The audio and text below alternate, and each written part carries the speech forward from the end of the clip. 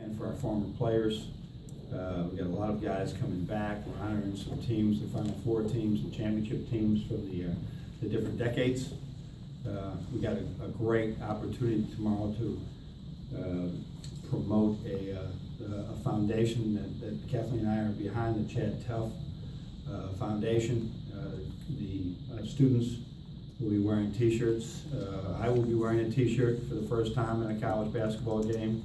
And we're going to do whatever we can to make sure we bring more awareness and hopefully have people aware that a vote for me in the ESPN Infinity Coaches Challenge can mean a great deal of awareness and research funding for that cause. So besides this important game with Purdue, there's really some good things going on as well. So we had a good practice. Not good. I mean, the win over Minnesota was great for us, given the circumstances. As you can see, whether it was our game, whether it was the Purdue-Michigan game, the other day, Michigan State game, no lead is safe, and they disappear like that. And we hung on and won, and that shows a lot about our kids' grit and how they got through that. They're a tough situation. So it was a good win, and now we got to move on and play a very good Purdue team. I want to be clear about something with Karras. Nothing is clear. That's what I want you to be clear of. When I hear he's cleared to play, that he's cleared to play when he feels 100%, and I feel I'm on board 100%. So let's not go out there and try to just throw stuff out there. Will be cleared to play when he feels he's good, and I agree with him. He has a total of 3 practice hours now total.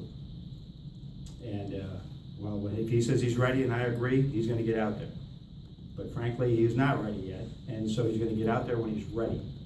And so let's not. I want to be optimistic. I want to do all those things, but we are making sure this young man makes the right decision for our team. If he plays in that game the other day and he's not ready, maybe we don't win it. So let's be clear with this thing. I need everybody to just back off, watch what happens, and when he's out there, he's out there. Stop projecting. Thank you. Let's go. Bob, you want to start us off, please? Sure. Coach, getting to see this Purdue team for the second time around with a guy like Swanigan at the 4 who's bigger than Donnell, is there anything you can do to prepare differently, having seen that size against them and against Iowa? Well, they were, they're great. Each plays a 4, but Donnell has played a 4 for us. He's a 5-man. So Swanigan and both having Swanigan and Hammonds in together is a load. This is the premier low post feed team maybe in the country. Not necessarily a strength of ours now if you've been watching our games, so it's quite a challenge. So we got to have our defense orchestrated so that we can protect in the post enough to not give them. We sometimes overdid it last time, and they threw it up over the top because we were trying too hard, and they got easy layups. So we have to just really work hard at not get them easy layups. Also understanding that Hammonds for 4 years has been posting up and posting up and posting up, and that they really do a great job of feeding them. I mean, 80% of some of their generated offense in some games has the posters involved in somewhere. So it's really other post touches. The post touches are 80% of the time it's going to go in there.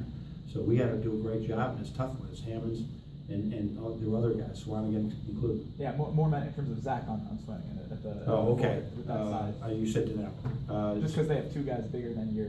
Oh, okay. I'm sorry. But no, I mean, but Swanigan's got to guard Zach too. I mean, that's all. That's the match you have. And Zach has guarded a lot of guys. As big as Swanigan, he's done okay sometimes. Sometimes he hasn't. And Zach on the offensive end, just not shooting it. Is there anything that you've seen from him in the last couple? Yeah, in the Big Ten play, he's one of our leaders right now in 3-point shooting. And so he only took one 3-point shot the other day. He was 1 for 8, but he had 2. They got right to the rim, and they blocked. And he got right to the rim. So I think he's doing just fine. Mark? The first time you played Purdue, you talked about their size and how important their size is, but you can't impart that to the guys until they go through it. Right. How much different do you think it will be this time? Would they know the physicality and they've kind of been through it once? Does that help you? Yeah, it's got to, because we have video right now of, okay, Mo, DJ, Ricky, you fronted too high, or you played behind too much. You're trying to duplicate that, and I mean, he's good. And you've watched this guy, again, just get better and better every year because, and we had some success, a lot of success in the first couple of years against him because he was still getting better and getting better. And now he's really a proven college post player. And the other big thing with getting used to it is, all right, you gotta go in there, and he's a shot blocker. And sometimes you gotta fake, and you gotta shoot the ball. You gotta be clever with the ball. You just can't show it all the way till he's gonna pin that thing. And the biggest part of that is, it didn't just end your life if he blocked your shot. It means get back on defense, go at him again, see if you can get fouls. You just can't change your moxie if you hit a shot block, which happens to a lot of young players today. Right? And with Mark, the last game was very early, still kind of in his renaissance. Just how much kind of more mentally prepared is he to go into a game like that, not pick up the early foul, do things like that? Yeah, I think and he did get in foul trouble in that game. I mean, I think people are seeing him better and he's getting more conscious of it. But this is a yeoman task for him to be able to guard this young man because he's just become such a good player. And then when they come with Haas off the court, it's just he's mammoth, and it's hard to get on one side. So it's hard to play him back. It's just really a challenge for him. So he's better, and like you said, he is you look at Mark had the great game against Illinois. Well, most of those feeds were coming from Karis LeVert as well. And sometimes it's that guard. Karis yesterday was playing with Ricky Doyle. Ricky Doyle looked like $1 million. Karis was playing with. Those are big differences why a big man would drop off and not be it. Is the guards, one more passer. The Spike Albrecht, the Karis LeVert, one more passer makes a big difference with our big guys. And you mentioned that life isn't over when you get your shot blocked against Purdue. On the guards, how important is that just on the fact that it's really easy to shoot 30, 35 threes against these guys, to still go to the basket even if it isn't working? Yeah, we got to go in between because he's still back on the ball screen defense before. They would sit back and dare you to shoot it. Now he'll come out and challenge a little bit more. And then we did a lot of pick and pop things with our 5 guys last time. And I think we were 3 for 8 or something, 3 for 10 in those situations. So if we choose to pick and pop with a 5, that is a challenge for them. We got to make them. Right, yeah, DJ was 1 for 5, Mark was 2 for 3. So there's times that can really help us, the Pittsnagel type of effect. But we got to make those. We're here with Chris. Watching Duncan's rebounding numbers go up a little bit, Yeah. and talk about how he's kind of rounding into a more complete player. Well, the 2 things happened in that game. Number 1, the rebounding was very good, and then that runaway shot he hit, it was a huge one for us. I think they got to 4, put it back up to 7, which is something that he's been working on of being more. We try to get him in motion now, right? Raphael Davis will just stand in the corner with him, and he won't be able to do anything if we use him as a space guy. So you have to put him on the move to get more offense, and we put him on the move on that one. He read the screen beautifully and knocked him down. So his maturation as a player, look at his assist turnover numbers right now. They're solid for a forward, and you just got to get more of them. He's had some takes to the basket. He had a left-handed finish, and it was funny. He practiced the day before, did the same move, and he shot it with his right hand. It went over Brent Hibbins, right? And I said, that is not going in tomorrow against Murphy. He's going to send that in the 10th row. And he went in. He shot with his left hand. He finished. Those are the things he's going through. And then, what for a shooter, Ian Stauskas, I think, went through like a 6 for 21, 5-game stretch in the Big Ten in his second year. Yeah. Is it just a matter of seeing him go in again to get that confidence back? Yeah, it's so simple. It's so simple. That's where it gets down to. Now, he does have to continue to work, get his shot off quicker, and be able to shoot it on the move. But he's one of those guys that there's some guys that are standstill shooters, and then you put them on the move, they can't shoot at all. When we put him on the move in drills, there's no difference. He's just not used to it, and we got to do more to get him on the move, to get people chasing him a little bit. The other night, obviously, threw Mo in kind of there at the end, but for the most part, it was a two big man game.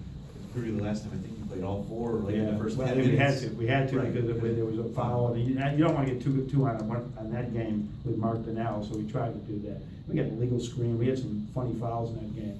But yeah, but Mo or DJ now because DJ can really stretch people. So DJ, we just been trying to play at the forward and play at the forward. just because seeing those two were playing what Mark played well, and then Ricky be a perfect backup. I just like, Ricky's got this renewed energy right now where I like the way he's moving, he's running up and down the floor. He seems to, like a lot of people, it is difficult when you go into that sophomore year and just to continue to evolve as a player, but I like what he's doing with it. When you put in Mo and you took him out, that was, and he got his fourth, was that just a foul situation? Was that something where you didn't? 'Cause he- Put in Mo, yeah. Put in Mo for Ricky. Yeah, it Five was minutes just, ago, so. I think he only put a minute. It was just because we had two guys with 4 fouls. That was the debate. All right, there's 6 minutes to go. Put Mark back in with 4. We got Ricky, but at the same time, and Mo did get a good offensive box that we call a wedge, and created it where we got the ball out of bounds. So just anytime we get Mo in there, it's good, just for a minute or two. Take one more from John. You mentioned after the Minnesota game that Derek had responded well to some coaching he'd received leading up to that game. Specifically, what did he do that he was being emphasized, and what can carry forward there? First of all, he is a pass first point guard, as we all know. But when you're showing everybody that you're a pass first point guard, they don't guard you, and then nothing will work. And so that has been emphasized over and over and over again. And there were several instances in Michigan State game where nobody was having to guard him because he wasn't looking at the basket. And so there's some tough points at that time. You just say, hey, you got to do it, right? Or you tell us you're not going to run the team, right? We'll get somebody else out there. So we just told him, you got to do this. This is what we have to do. If you're not going to take this, let us know, and we can head in a different direction.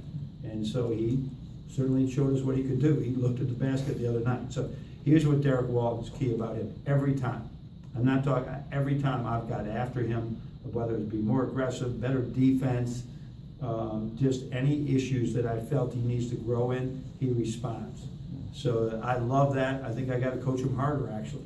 I think he needs that. He needs that little bit of someone really just watching him a little closer and making sure he's confident, yet pushing him more and more. Hey, Coach, thank you. All right, thank you.